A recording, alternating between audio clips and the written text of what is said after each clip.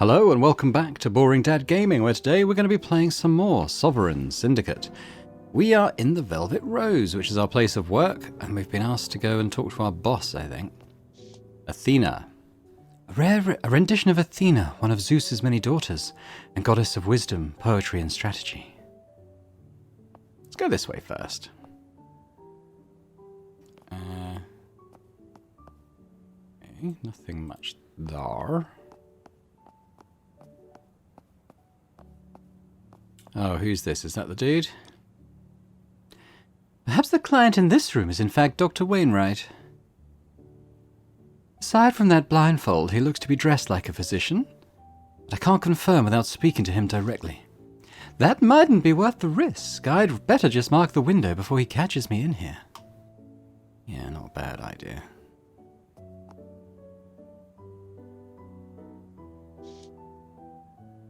I must assume that our client here is Dr. Wainwright, but of course, I wouldn't know for sure without speaking to him. This is taking too long. I should just mark the window and be off. Don't forget to leave it cracked so Ivana can climb inside. Yeah, we'll do that. This character has gained the secretive trait. Cool. That'll do nicely. Alright, well, let's leave him to it. It's not like I could really get in the other rooms anyway, so that, if nothing else, tells me it probably was the right one. Mirror, mirror. This was always the best place for Dolly to get a good look at herself before meeting customers. I look good. Plus, hope breeds hope. We're now hopeful. I think we were hopeful anyway, but we're now at 90. I've still got it, and saints help anyone who says otherwise.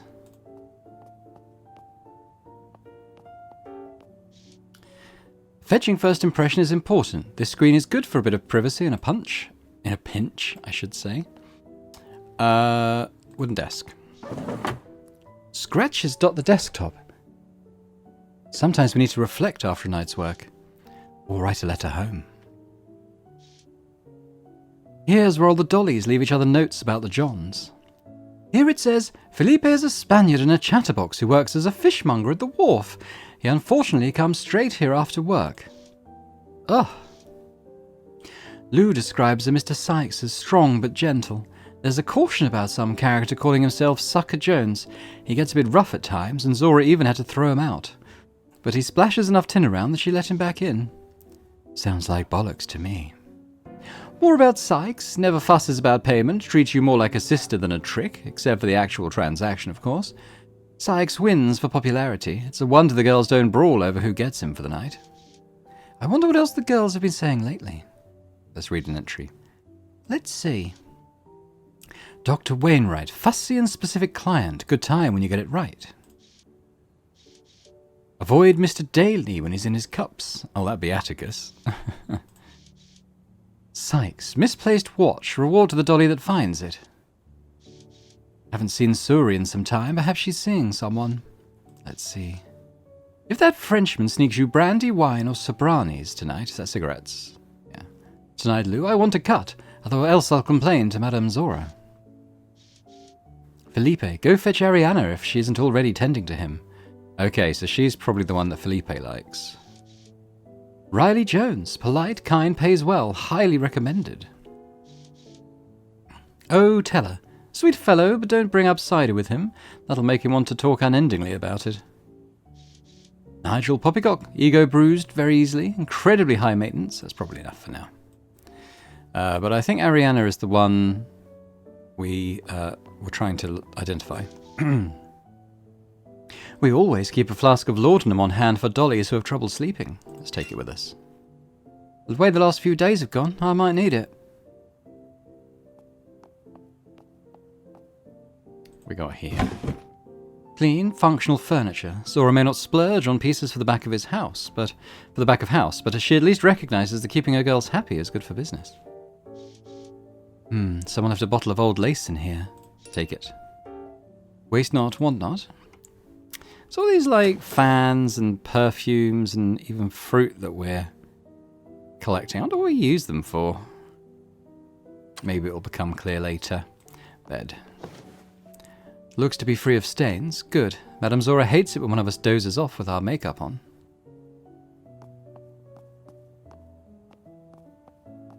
Alright, this might be Madame Zora's place. Let's have a look at her cup of tea first. It's gone cold. Madame Zora didn't finish her morning cup of Earl Grey. Alright, let's talk to her. Here is Madame Zora. It appears she was lost in thought, perusing the titles in her small office library. Her grim aesthetic belies a fiercely protective heart. She is shrewd and a strict shiprunner. Clara at last, a semi-competent face. At current moment she seems intensely tired. Difficult morning? Anything that bodes ill for Zora bodes ill for me. The last thing I need is complications this close to my departure. Could you see your way to getting one of our esteemed colleagues out of a bind? Someone has once again disobeyed the house rules for the sake of lining her pocketbook. Pray tell, which of our ladies is in trouble? As you no doubt gathered, it's Beatrix. Per Mr. Sykes' request, she failed to tie a ribbon round the sheep. To make use of a condom, okay. And has requested some pills to balance her menses after last night's encounter. If you take my meaning. Oh, she got pregnant.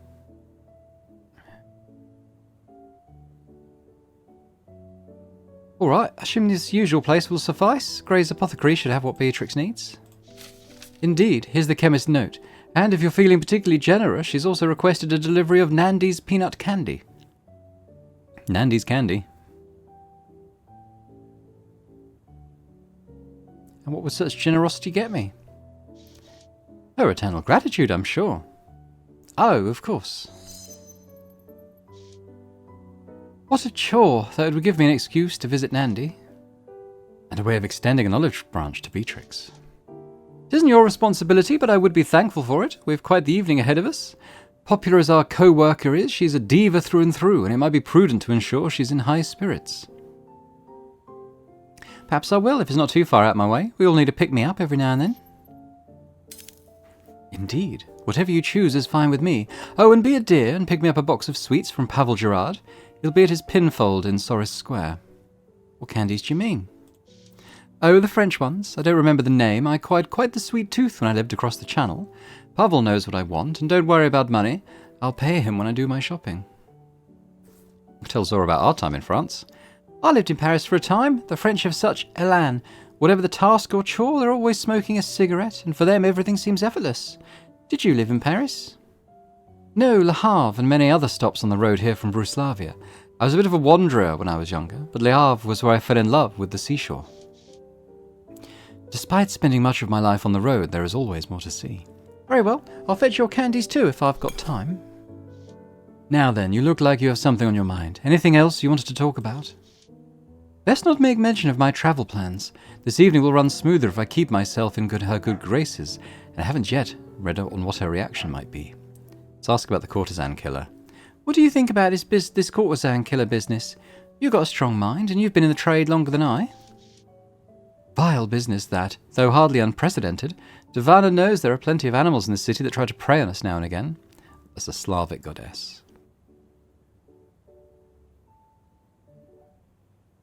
But why leave the bodies in such a state? It places them beyond the pale, even by the standards of other such heinous crimes. That it does. Perhaps we speak in error to assume there is any greater motive to these killings at all. Her expression speaks of pain, of anger, of fear for the safety of her girls and the rest of London's underside as well. I can certainly understand. Miss Reed, may I speak to you in confidence? In confidence? Go on, come on, come on. Yeah. Of course, Madame Zora. I've seen marks like this in my days before I came to London. Brutal killings such as those that now haunt us. Perhaps we're not looking at the work of a person, Miss Reed, but that of a werewolf. I think I speculated that in the last episode. Something in her tone strikes me as off. Perhaps it is nothing more than unsettling memories. She may have cause for her suspicion, but then, why the targeting of dollies? Are we inherently vulnerable because we so often deal with strangers?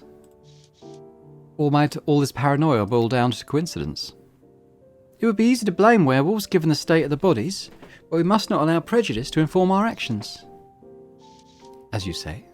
Take our leave. I should get a move on. I'll be back with Beatrix medication in 2 ticks. See to it that you are. Plenty left to do before your performance tonight. And Miss Reed, I needn't tell you, but all the same, don't let the bobbies stop you once you have the medicine in hand. I wouldn't dream of it, Madame Zora. I turned to make my way, only for Zora to abruptly stop me with a tense hand on my shoulder.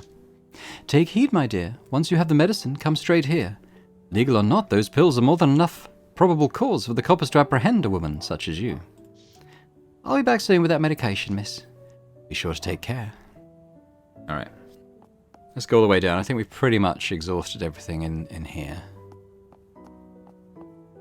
Oh, there's Beatrix. We should probably speak with her before we go.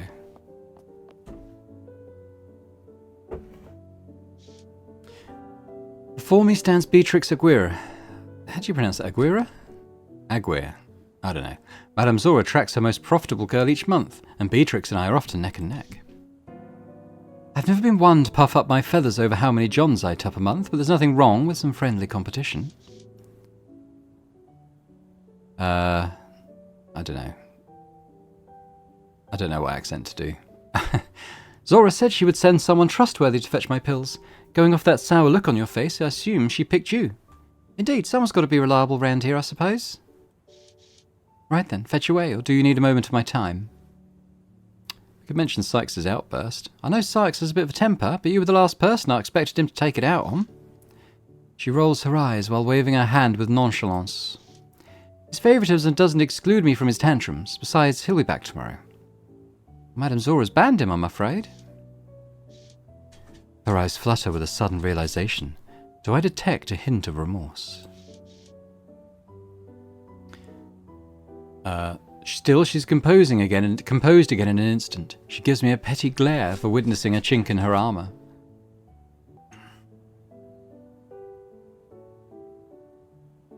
Why didn't you make sure he was wearing his sheepskin? That's the sort of mistake a kitten would make. I don't recall you being in bed with us. An image I'd rather not entertain. So kindly mind your own business. Zora asked me to fetch your menstrual pills. I think it is my business. Oh, why are you still here then? Go fetch Clara. She mimics a small dog's bark to emphasise her point. Why would I rob myself of satisfaction of you birthing Sykes' spawn? Because Zora will wring your neck when I tell her I never received my pills. Oh, you'll receive your pills, Bee. Worry not. Look at her pursing those lips. Perhaps a touch of pettiness is good for the soul. Before I go, there's another matter I'd like to discuss. Alright. Would you like to hear the latest rumours surrounding you and your shoes? I'm a wretched woman for revelling in her furious yet conflicted glare. I haven't heard any rumours. Well, most of us are used to your quirks by now, but it's seen that Prudence isn't. She claims that she witnessed you using the communal bathtub in the usual way, save for still wearing your boots. Prudence is a half-blind half-wit, and I'm lady enough to know it's quite rude to indulge in rumours, but it appears the same cannot be said of you. You never seem to take off your shoes. Do you even go to bed with them? She shoots me a terse look while defensively crossing her arms.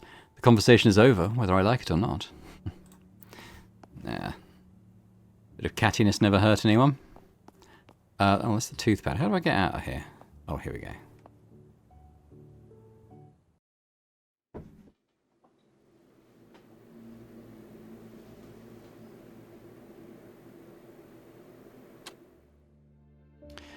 Right. Well, we've got our instructions.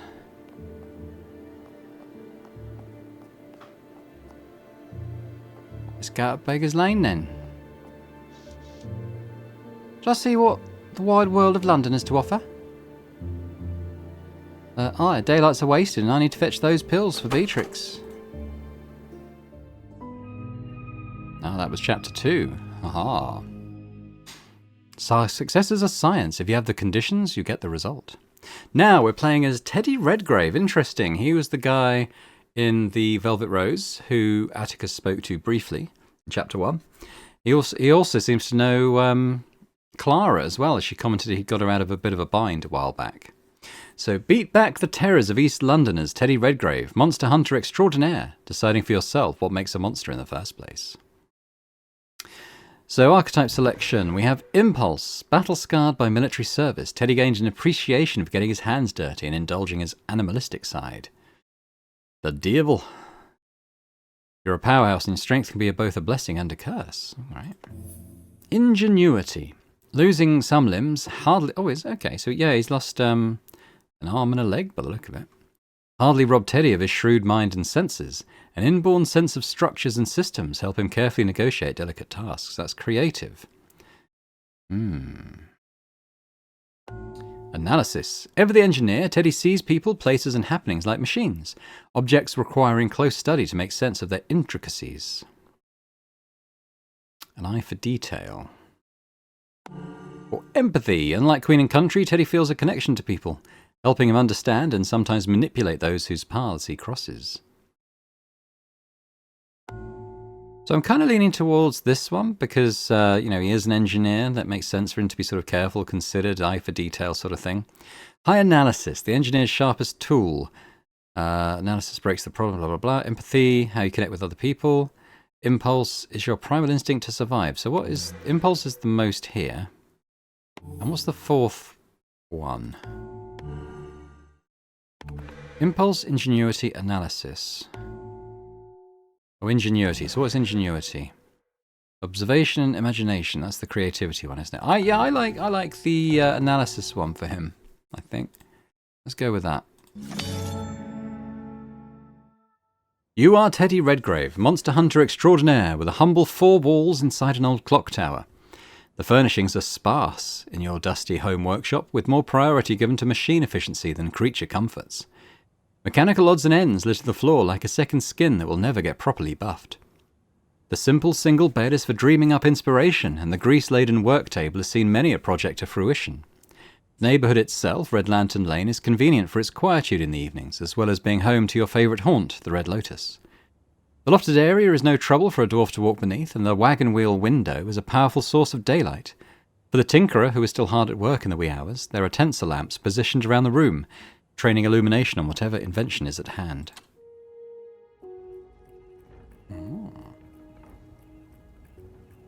Okay, well, let's see what we've got here. We've got Otto, pneumatic mail tube, a fascinating contraption. This is one outlet of a system of pressurized tubes which deliver messages more quickly and cheaply than a man afoot. You're jealous you didn't come up with the design yourself. So what was his voice? He was a bit Yorkshire. No, is that Yorkshire or is that Cornish? Maybe a bit Cornish. Ingenuity then. We thought I heard a thunk earlier. Let's see what I've got. Junk mail. Core, looks like another junk missive. Queen of Hearts charity. Gentle reader, a most alarming situation has arisen. Arsenal Engine's seemingly endless hunger for factory space is now threatening residents of our very own East End. Lord Braxton has set his sights on a block of tenement flats, intending to put poor working families out on the street. I recall hearing the tenements have been without heat for months, and now this. The season grows colder, dear reader, but hopefully your heart has not. We pray that you will keep an open mind and wallet, and generously support our Christian brethren in these difficult times. Hunter's Writ. Good tidings to you, Redgrave. Superego. Oh, it's a letter from old Bixby. I recognise his scrawl. Bixby, he was the guy in the Red Lotus. I have a special job that's come up, the kind with cantankerous old dwarf written all over it. Something's running about, upsetting the swampers in the sewers. From what little they're able to say about the blighter, it's not any species I know. Anyway, if it's got those hardheads spooked, it ain't no cane rat. Alright. Empathy. Ooh, and what if it's just a particularly terrifying cane rat? The sewers is basically one enormous machine, so a gearhead like you should feel right at home. But be careful of the waters down there. Some places think you'll get muck on your boots, but find you're in over your head. Ha! Yours in bravery, Bixby Browncoat. Everybody Esther. P.S. Did you and Redbeard ever get it sorted which of you is the pirate and which the tinker? Seems like a fair job. Now, where'd I put that key? Ah, here it is, for the warehouse door in Beggar's Lane. That'll take me straight down in the sewers. Better make sure the trouble isn't already spread. You never know with monsters. Read the eviction notice. Dearest Theodore Redgrave, we at Arsenal Engines are sensitive to the needs of the common man, but we must regretfully inform you of your imminent removal from the property in Red Lantern Lane to further the expansion of our industrial empire. Bugger all! Please be advised you must evacuate the premises no later than January 1st, or you will be removed forcibly and with prejudice. Ever marching towards a brighter future, Arsenal Engines. Someone finally picked out Wayland's clock tower. Oh, but this is the perfect place for me and Otto. At least it doesn't look urgent, but I should keep an eye peeled for a solution nonetheless. Well, I'd better be going. Oh, it's quite a nice little office he's got for himself here. Ah, the good old dusty shelf where many an engineering solution was sourced. Some of these books are irreplaceable, it's true, from every far-flung engineering society in the world. Perhaps I shouldn't be so stingy about lending them out. Analysis, very easy. Take a closer look at our book collection. Only need a 2, rolled the crit. There we go. We've gained insightful trait. All these books sure are precious, true, but sharing such knowledge with others instead of keeping it to myself can make the world more enlightened. Workbench. An inventor is only as good as his workbench, and this one's kitted out. Wrench, vice, and grommet, awaiting inspiration. Ingenuity... sorry, which is our sort of... Ingenuity is our lowest. Sort of analysis best as we knew, but also empathy and impulse. So we've got empathy. Ooh, my hands are itching to get back to my real work, but I must stay focused on present problems. Alright, what we've got down here.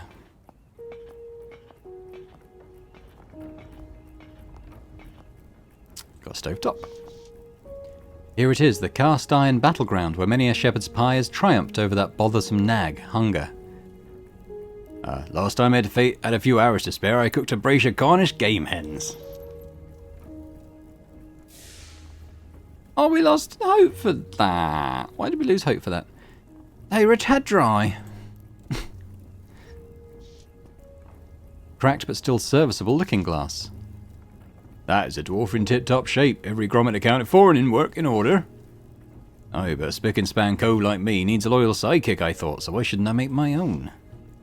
Whenever that steel joint in my leg is acting up, I remember just how similar Otto and I are. Alright, let's talk to Otto then. Here's the old bucket of brass, me pride and joy. Up and at 'em, Otto. Whomp. Okay. Ouch, I knew I should have replaced that spark plug. More hope lost. Oh, he's going to challenge Atticus Daley of having the least hope. Top of the morning and good day, Mr. Teddy. Where are we off to? Oh, by Elvis's hoary beard, we're setting out for a special treat, dear Otto. Really? Well, I'd be more than happy to immortalize it with an ambrotype. If we can get my vision upgraded, that is. Blast, I knew I forgot something. Alright, let's get you patched up. First, I'll be needing some spare parts. There should be some nearby. Is suggesting the stovetop? It's kind of... Well, I think we should go to the workbench. Oh, no, hang on. Pile of gears, that's probably it, isn't it?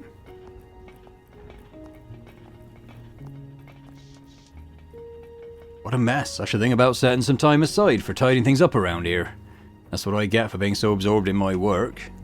Right, if I were a spare part, where would I be? I think I see something. A little more to your right. Got it. Good thing I did such a fine job tuning your optics. Let's get this part to the workbench and get started. Alright, up to the workbench we go.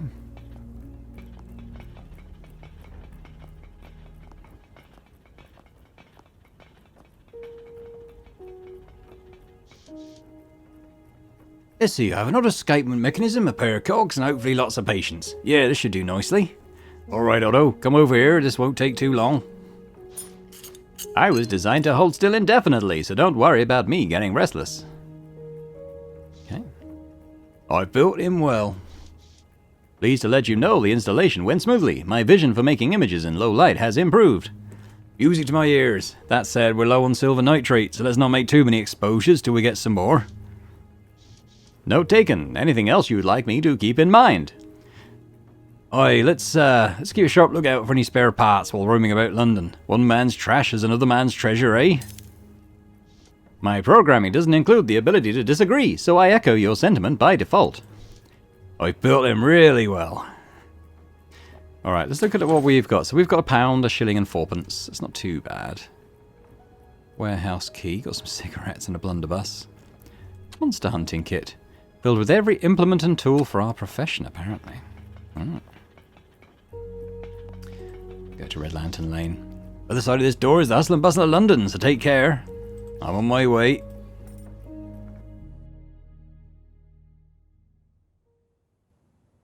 Lucky was the day you made a home in Red Lantern Lane, a nexus of exotic vices in London's East End. Not only is there an opium den, but a laundry and a bathhouse. Everything you could need is close at hand. You'll never forget the excitement of finding the old clock tower abandoned and for let. Now it's hard to imagine any other home than this. Of course, the neighbourhood has its less than salubrious aspects, which the noonday sun rather brutally exposes. Every different kind of vermin and pest seems to congregate here, animal and otherwise. Dockhounds, pimps, burglars and sneak thieves all make this their nighttime home, not least because the bobbies don't dare to tread here, except for special occasions, a multiple murder, say. But none of this skullduggery and want troubles you in the slightest. If the sight of your mechanical arm and heavy weaponry doesn't dissuade any potential troublemakers, the steely glint of your eye most surely does. So we're looking for discarded parts, and we want to go to... not sure where to find the swampers, actually. What was it saying in the... Yeah.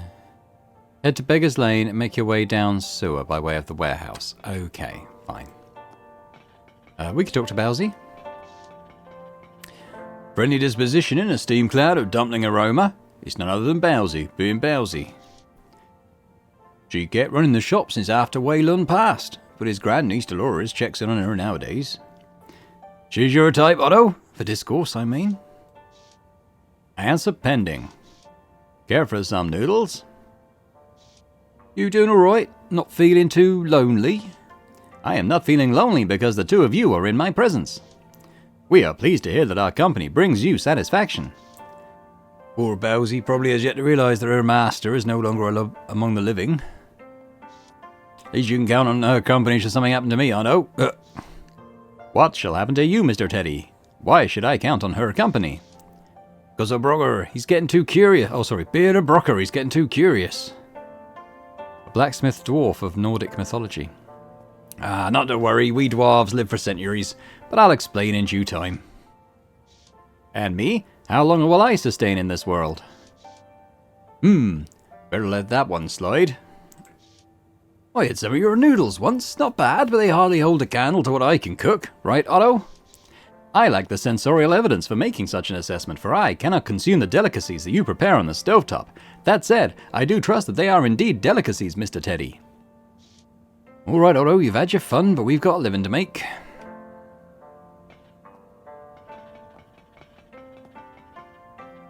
Let's go down here.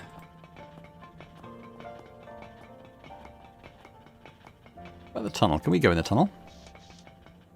I think this path will take me to that canal bordering the slums. The canal might be polluted, but at least there's access to water. Hey, we got some hope back.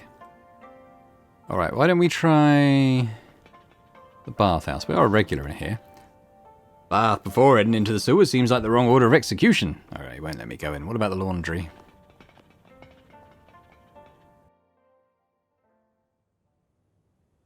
Yeah, we've read that already.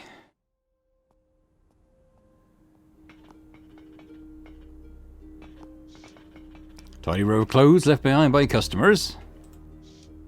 Ah, Dolores Chen. Liable to bite my head off as soon as look at me, but she's a good sort. Just like scrubbing stains to find clean clothes underneath. Ah, Teddy Redgrave. Should have known you'd walk in as soon as I got done mopping the floor. You and your metal friend leave oil stains everywhere you go. Ah, Dolores, you know that machines and I are inseparable. Isn't that right, Otto? That's right, Mr. Teddy. Spare me. Still, I don't want to give the impression that I turn away anyone who isn't clean from top to bottom. Otherwise I'd be keeping all of London at bay. We promise to tread lightly. Was someone smoking opium in here? I'm picking up the scent. Dolores winces and lifts up a well-tailored suit jacket by the lapel, as though it were a tad mess soaked in excrement. An opium maniac left his rags to salvage. Her scowl suggests a history with use or users. Why, that appears to be a fine suit. You must be mistaken, Miss Chen. I have a better eye for rags than most. Certainly better than a machine without eyes to start with. It seems like this poppy-head customer has struck a nerve. A nerve? Well, I'll tell you about the nerve. When the East India Trade Company made war on my home, that was nerve. Miss Chen is referring to the... Oh, god damn it. Just to keep selling molasses, just to keep slowing the wits of my countrymen, just to kill off every man of military age in my family. That was nerve. The Opium Wars, which took place... So no, the vile smell of poppies on soiled finery does not strike a nerve. It doesn't begin to, with what nerve I have seen. I'm almost sorry I asked. Okay, can we repair the knitting machines? Take steady hands and even steadier... Take steady eyes and even steadier hands to make quality clothes out of torn rags. He doesn't want to know about the laundry vats. Vats are lye used to clean clothes. If only there were a way to automate the process. Much like a good hunter covering his tracks, Dolores' cleanliness might as well be as well as instinctive.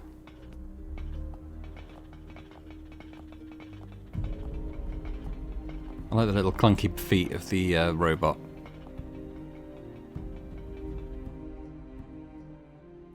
Now, I suppose we've already explored the areas as Clara, so unless there's new areas, I suggest we just go straight to Beggar Lane and sort of get on with our main story.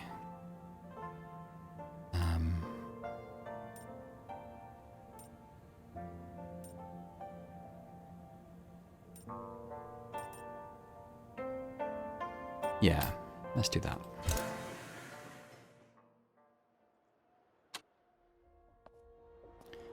Well, the... okay, this is new. Dante's shop. The storefront's frosted window panes shield the interior from the gaze of passers-by. Hiding the merchandise from would-be shopbreakers, especially important now that Dante hardly opens up. Must be too busy with his new position at Arsenal, yet Dante's not one to neglect his business. Just how pressing can his work for Silas be? That's the point. We should probably talk to Dante at some point if we're kind of a similar position, you know, in terms of being engineers. Dusty old socks somebody tossed aside. One fair thing about having just the one leg is that my socks last twice as long. And it's hardly a bother if one loses its mate. Ho ho, this is new. A dockhound that called it quits and left this mortal realm. Is that dockhound taking a nap, Mr. Teddy? I'm afraid not. Seems this one has had too many drinks and couldn't handle the load. He's fitted with all sorts of advanced enhancements. I say we loot the old blood bag. He won't be needing that tech anymore. As long as I don't mind picking over a corpse, there isn't... He's gone London. As long as I don't mind picking over a corpse, there is indeed highly saleable pressure valve in easy reach. Take it. Oh no, Teddy, don't die of hopelessness. Oh, we're to wipe the blood off. Mr. Teddy, is this a part you could integrate with my systems? Why, Otto, sharp lenses on you. This here is a high-pressure regulator. Henry Ford's doing, I believe. So I might get an upgrade? Aye, if it's a good fit. We'll try it out back at my workbench. Okay, it's a shame we had to lose. So we need to gain hope somewhere. Okay, we've read that several times. Well, as I know very well from the war in Zululand, when someone goes missing, it's often for good. What do we, as an engineer, think of this containment fence? Military grade? Yeah, we've read that part before. Rocker's beard, those bolts are ferocious. Better keep my distance.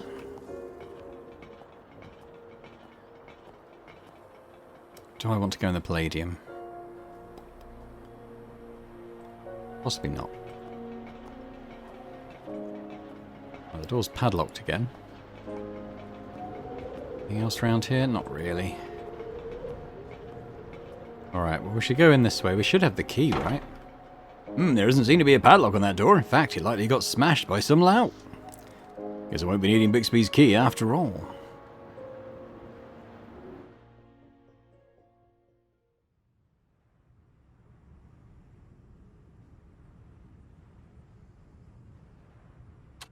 I can't remember if I've read that before. Felt like it might be different, but I couldn't remember if it was the same as the first time. Red coffer, red cedar panelled and cornered with iron, a sturdy but time-worn container. Someone broke into it. Looters, most likely. I'd rather learn the complexities of machines than wooden boxes.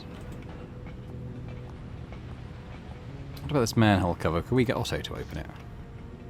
Round wrought iron lid to keep folks from falling down holes. Nothing of interest here. Atticus would disagree. Beat up crate that smells like an animal crawled inside of it to die. Over this, I got bigger fish to fry, or monsters, as it may be. What's this down below? I know who that is. The bilgeman. I can't remember his voice. Oh, Teddy and Otto. 'Twas the shine of Otto's housing gave you away in this gloom. What brings you here? Bixby sent me a hunter's writ and said you got some kind of creature running amok in the dark. Aye, that we do, and this loathsome beastie has run me straight off my job. What can you tell me? What can you tell me? You know I don't have a spook, not cane rat, nor dockhound bothers me a whit, but this thing has me all afeard it has. Spending all of one's time underground must none wonder shadows. Ever seen it plainly? It always seems to keep to the shadows, but the cries are enough to drive a man to drink. The human cries of its victims and the unhuman cries that follow it. Inquire about how the victims were killed. How were the victims killed? Oh, that's the worst part of it. No one knows. No bodies have been found. The two of my colleagues have vanished in the past few days. I can hear a quaver in his voice. Poor fellow is terrified. Where can we find the creature? Looking about the sewers of the pump house, I reckon. Hasn't come as far as the warehouse yet. If it does, I may leave London altogether. Speculate about the creature. Care to speculate what it might be? Has anyone tried to trap it or take it down? If it's not some enormous cane rat, I hope. No challenge in that. Oh, you work hard, Mr. Redgrave. No one I know is brave enough to tackle it. If I were forced to speculate on its nature, wouldn't surprise me if a werewolf was responsible. Now remember, ingenuity we're lowest at. Oh, where's our insight? Oh, it's probably because we have insightful. Okay. But the full moon isn't yet upon us. Werewolves only transform on the lunar cycle. Normally that's true, but there's a lot we don't know about it. Perhaps there are some who can transform at any time. Very well, let the hunt commence. I wish you all the luck in the world, Teddy. You too, Otto. Be sure and see the pump house captain for a key. That is, if you are sure that you want to go down in there. Oh, I'm chomping at the bit to meet my quarry. Monster hunting. Look at the boiler. This boiler uses the flow of rainwater and sewage to generate steam, heating the walls and floors of the Sherlock tenements above. What's this? The boiler's hot, but the fixtures leading through the ceiling are cool to the touch. Another set of shiny new pipes has been rigged up, leading in a different direction. The steam is being routed elsewhere. Oh, I should look into this. Very fishy. Looks like the steam is being routed downstairs. How about those glistening vats down in the pump house? The pump house is the best control system in our near vicinity. If I were stealing steam, I'd manage the pressure from there. Okay, we don't need to speak to Hera. Or do we? Maybe I should have.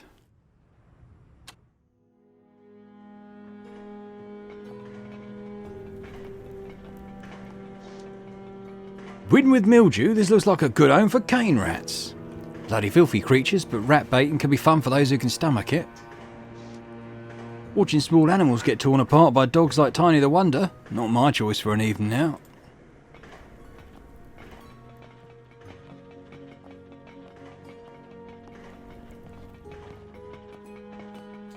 So I'm presuming we can't get over there either, no.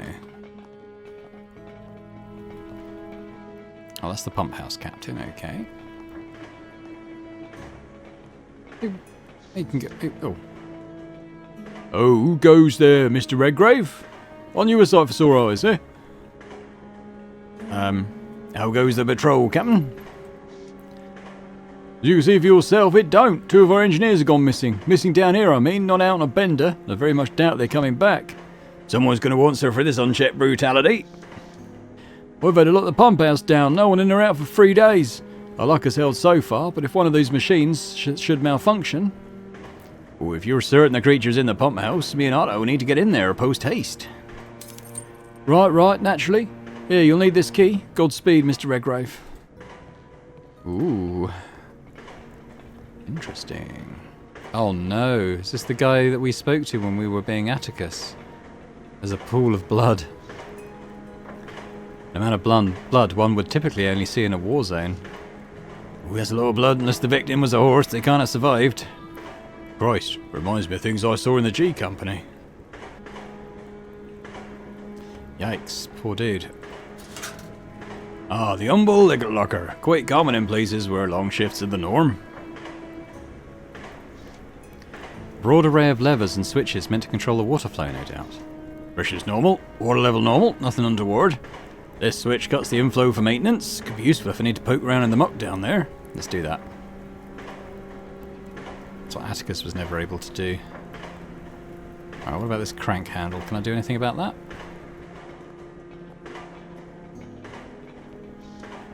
This device lowers the water level. The water's already been drained, isn't it? This is useless to me now. Alright. Let's get down there then.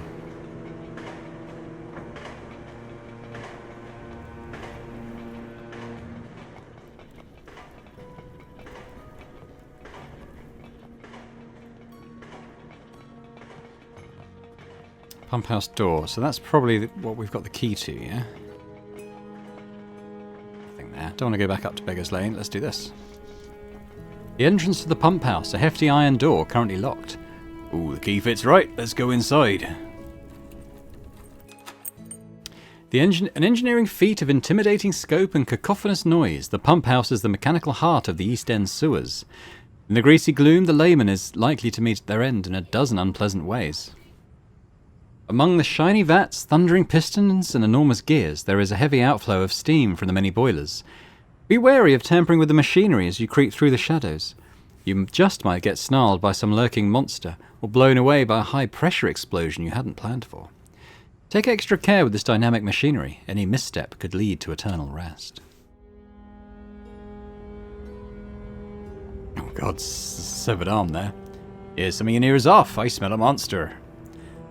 Uh-oh, we'll need to act fast. Please place a trap at each of the side doors. I'll have to watch my back as well in case the monster wants to creep up from behind. Task initiated. Good, then I'll head for the upper catwalk in order to have a vantage point. I want to look at the severed arm. Oh. Are we being Otto? Hello. That's interesting. A strategically sound location for a leg hold trap. Set up the trap. Arming trap. Choke point secure. The odds of this arm coming back to life are next to nil. Thanks, Otto.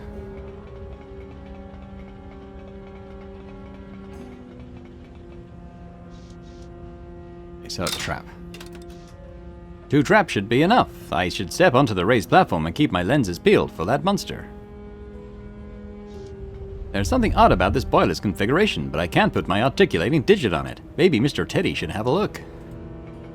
Okay, so I don't need another trap there.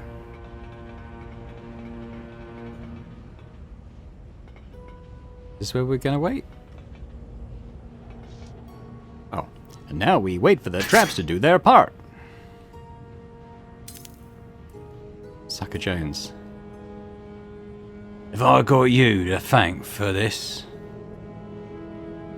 God, what's going on with him?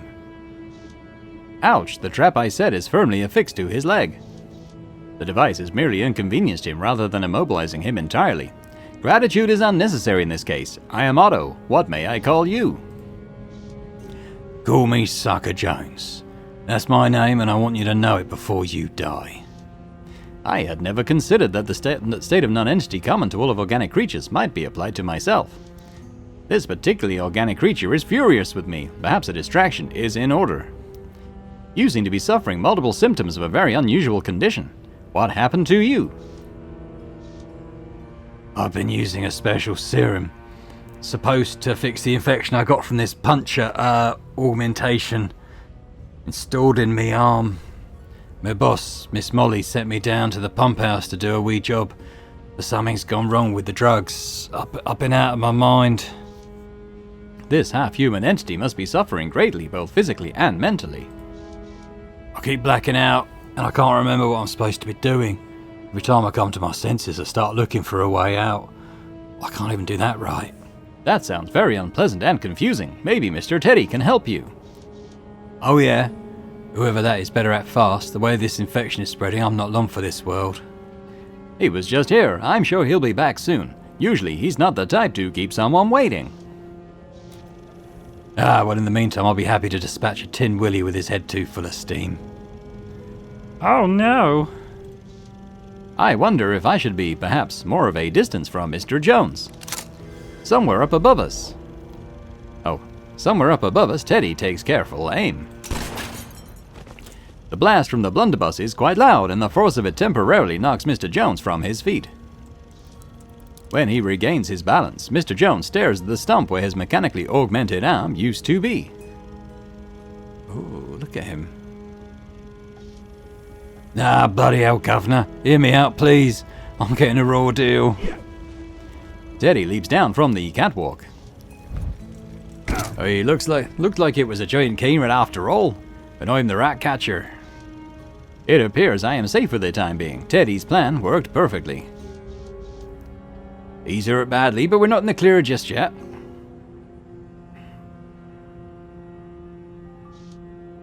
Okay, let's try the check.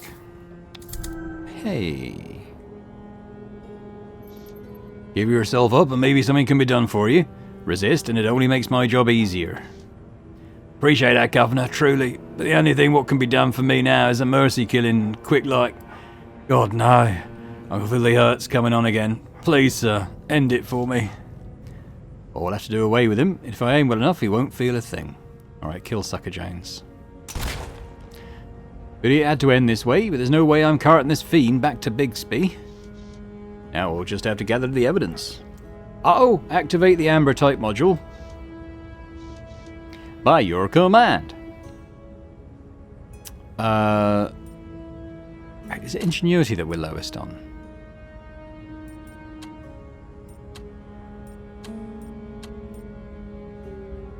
Yeah. Let's do ingenuity. Oh, it's a fine tool, that module. Now then auto. Now then auto. Photograph the evidence so we can get out of here. The devil, we got the brutal trait. Okay. Not to worry. I'll handle it, Mr. Teddy. Oh, we should have the exposure by the time we meet with Bixby. Isn't that right, dear Otto? Chemical development as quick as I can muster, but I'm low on silver nitrate. Oh, thanks for the update, old buddy. We'll get you some more from Nandy just as soon as we can manage. Well, mechanical arm. The design of the sucker's arm is remarkable. Significantly different from my own devices and unlike anything I've seen before. This is not typical of the Dockhound's prosthetics at all. The torque and range of motion have obviously improved. The alloy isn't familiar either. How did a gangster like Molly get hold of advanced technology like this? And to think she's been squandered on a common thug like Sucker Jones. Don't know where that was going. This tech could potentially solve the... This tech could potentially solve the chronic issues with my own augmentations. For example, the extreme and ongoing discomfort of regular use. Collect the arm. Definitely bears more investigation. I'll take it with me, I suppose. I should speak to Molly about this when I get the chance, and Dante might know something about its provenance as well. But first I'd like to have a little look-see myself back in the workshop. Interesting. What's going on with the control panel? From what I cove, the bombhouse captain has a knack for dials and gauges. When in working order, this system functions almost autonomously. Captain should only need to pop in and check it now and again. What about the raised platform?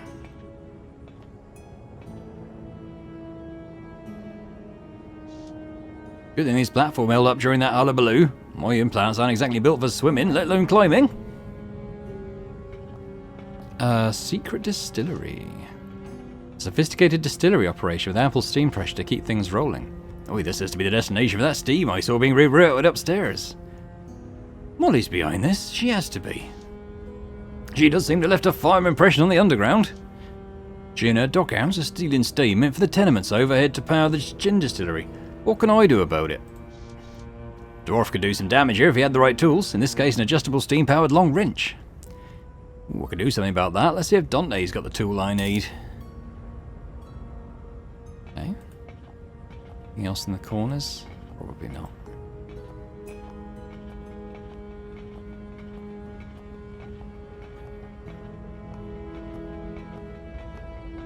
Nothing up here? Doesn't look like it. Okay.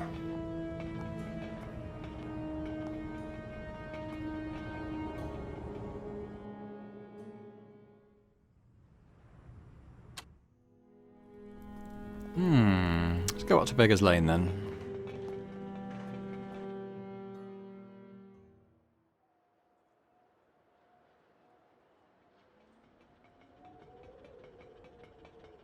So this first paragraph seems to be the same. I remember the Pool of Despair, but this bit is different, I think. So let's read it. You thank your luck that after the war you had enough in the way of employable skills to avoid bedding down anywhere like this. Many find themselves put in that position, but few find a way out. Meanwhile, the tenements, cramped and derelict, provide some shelter from the sight of the roach colonies. We've read that before. The electric fence. This last sentence is new. All nonsense, of course, about the werewolves breaking free. You know a thing or two about the containment itself, and no one's getting past that fence. Interesting. So each character's kind of got a little bit of their own spin on stuff. So we could go back to the... No, Bixby's at the Velvet Rose, isn't he? No, not the Velvet Rose, the Opium Den. So we need to go Red Lantern Lane, the docks, who knows, and Molly. We need to go back to our workhouse in Red Lantern Lane. Okay. But I think we'll leave it there for now. So we'll do those things when we come back and venture a little more into the world of Teddy Redgrave and Otto, who I already have a great firm fondness for. And just say that, if you enjoyed this, it'd be great if you could hit the thumbs up button. Leave me a note in the comments. Let me know what you think about the game, this series, in particular the different characters that we've met. Maybe you've got a favourite. I think my favourite might be Otto, personally, but, always interested to hear your thoughts. And, if you're watching this and haven't already subscribed to the channel, it'd be great if you could do that as well. So thanks very much once again, and I hope to see you next time. Bye for now.